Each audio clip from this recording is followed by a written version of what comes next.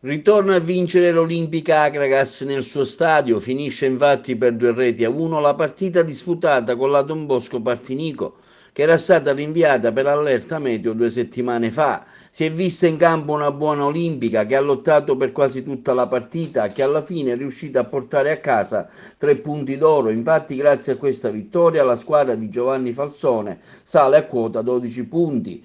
L'Olimpica Akragas dovrà ancora recuperare un'altra partita, sospesa sempre per allerta meteo.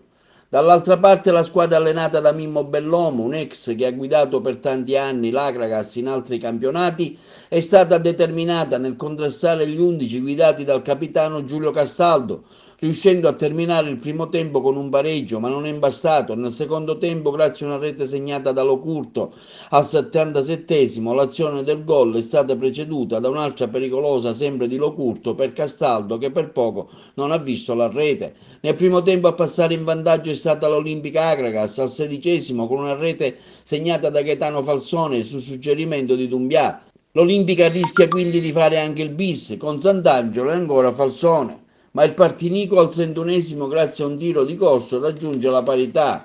La classifica attualmente vede in testa il Salemi con 21 punti, quindi al secondo posto l'Oratorio San Giro e Giorgio con 19 punti, il Calcio Monreale al terzo con 18 punti, il Don Carlo Misilmeri con 17 a quarto posto. Ultimo posto il Borgo Nuovo con 3 punti, penultimo il Camarat con 5 punti e una partita in meno da recuperare con l'Olimpica e il Villabate con 6 punti terzultimo. La prossima si disputerà domenica fuori casa con il Lercara. Sentiamo l'allenatore dell'Olimpica, Giovanni Falsone. Un recupero positivo, l'Agregas porta a casa la vittoria e recupera in classifica. Sì, oggi era importante vincere, come ho sempre detto, per aspettare il mercato di riparazione, non perché i miei giocatori non stanno giocando bene, però avete visto che abbiamo bisogno di qualche giocatore che ci può fare anche fare il salto. Era difficile dopo un periodo di tempo che non giochiamo e il campo pesante, ci stiamo anche abituando noi a questo campo, non è facile, infatti se avete visto la squadra avversaria si buttavano a terra ancora a 20 minuti alla fine per i crampi. Ci stiamo preparando per le prossime partite, però ripeto, per ora a noi interessa il risultato finale, anche se abbiamo avuto molte occasioni da gol onestamente, però abbiamo preso un gol che potevamo benissimo evitare e poi si soffre.